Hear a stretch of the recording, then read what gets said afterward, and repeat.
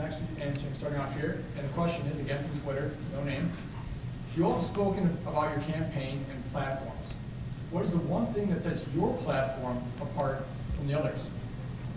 So I think that something that we bring to the table is that my executive vice president, Hopeful, did not serve in student government, and so when we put together our platform, we focused on internal MUSG efforts the least.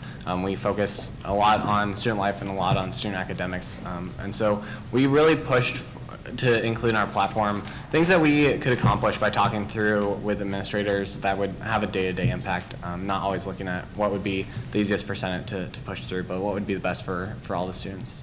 I think we definitely have kind of set ourselves apart by continuously just talking about students involved in student government, and it's not just something that we're saying, it's something that we want to pursue and that we find important, and we already brought up the pledge and all of those things, so I think that kind of sets us a little bit apart. Thank you. So, as most people in this room know, there has been a lot of change in the university as of now, especially with some of the highest positions in the university being vacated. And so what we believe really that we can focus on is that Zach has been in this capacity for the past year, and if we so continue, we would provide consistency and stability within MUSG for the organization in order to ensure that there's carryover and that people understand. I want to mention one specific thing. Something that students have been really interested in seeing are the alcohol fines numbers, how much the university has collected. In my current role, working with the Division of Student Affairs, I've been able to access those numbers, and they've told them to me, but they haven't given MUSG the go-ahead to release those numbers. I think that's something that, as a ticket, we could really make sure that we reassure students that you deserve to see these numbers and that we will get Student Affairs to release them to the public. Okay. Yeah, so what sets Natalie and I apart is that we've been committed from day one to have a solutions-based focus. We're not just going to identify problems, but every single time that we have a problem identified, we're going to give you a proposal that says how we think MUSG can address that. Tangible, using the old SMART model, specific, manageable, attainable, realistic, and timely goals for us to put out there and be held accountable. And that's really what we bring forward here, is a solutions-based focus. And every single time that we've been given an issue by a student organization, we've put right onto our page issues brought to us, identified it, and included a solution. Yeah, and definitely making sure that students know that our platform is a living document and that it's growing for the issues that they want. Okay. Now, we are going to get to all the questions. This is the final question, and it's a fun question. So it's from Twitter. As a pair of candidates, you get to have dinner with one famous person, living or dead. Who would be and why? We have to agree on it? Talk amongst yourself briefly. Who would you guys like to sit down with? Why? Rocks? Okay, you can decide. Nah, that's fine with me. What she just suggested was Dumbledore, which it would be a fictional character, neither living nor dead. That should be a factor. Who would you guys talk about? What would be the topic of Getting Marquette accredited as a school of witchcraft and wizardry. There you go. Okay.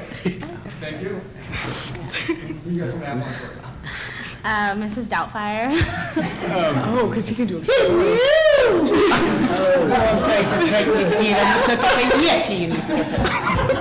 No, but seriously, Mrs. Doubtfire, because I think it would be just so much fun to sit down and talk about her time in Elgin, England, caring about the Smythe family. That's Smythe, not Smithfield. Yep. Okay. Well, apparently she's your teammates. Yeah. I know we're not supposed to direct things at other candidates, but I was really hoping it'd be Michael Jackson, so you could see that dance. I did too. Oh, God. Would you like to demonstrate? So, Rosie and I, we're really good friends, and so we're thinking in in 5 to 10 to 15 years from now, we're going to open a restaurant together. Next 5 years. So we chose Gordon Ramsay and get some really great restaurant advice for him. / have some really good meals. Exactly. All right, well, those are all the questions we have. Now it's time for closing statements. We will start off down here, and we'll work our way across. Yeah, definitely. A lot of things have been discussed tonight and a lot of issues brought to the table. And one thing that Colin and I just want everyone to remember that we're here to work for the students and with the students. We know in the past it seems like MUSG looks like they're a little bit higher, and we just want to change that. We definitely know that this university stands on high values, and we just really want to keep those going on.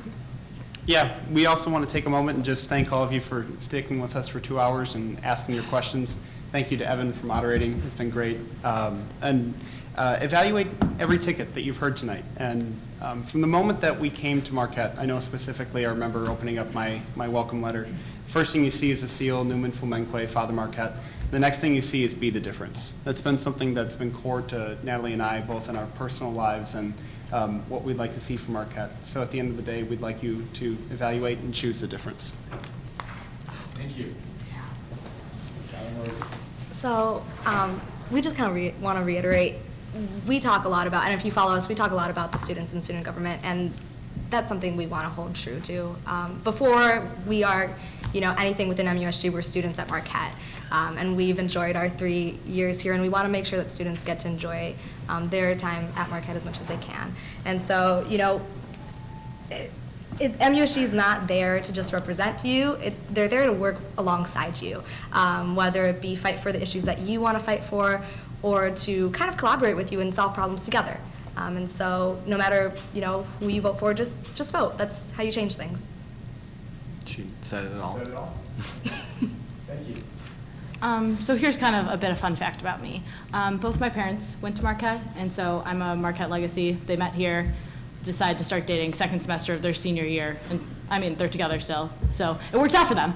But one thing that I always focus on from coming here, and the fact that I'm a legacy, is the legacy I will leave at Marquette. And I'm a firm believer in leaving someplace better than when you found it, and I believe through serving through this capacity, I can aid in leaving Marquette better than I found it. I think I would just add that Sam and I have been able to start some really great projects this year through his leadership, and I would like to be able to see those projects through to their end. I think there are a lot of things that we haven't been necessarily been able to finish up yet. So I think that if elected president, we'd be able to follow through on all the great things that we've been able to work on so far this year. So thanks for considering us. Check us out on social media. Okay. Thank you all for taking the time to sit down and have this debate with your fellow colleagues and having questions answered by the students. All of you, thank you very much for asking a lot of really good, very important questions. Remember, the election is next Wednesday, so everyone... This Wednesday. This Wednesday. This Wednesday. I'm this Wednesday. Thank you. So everyone to go out, get on the vote. You still have time to campaign, and thank you for letting Marquette Wire host this conversation. Thank you. Thank you. Thank you.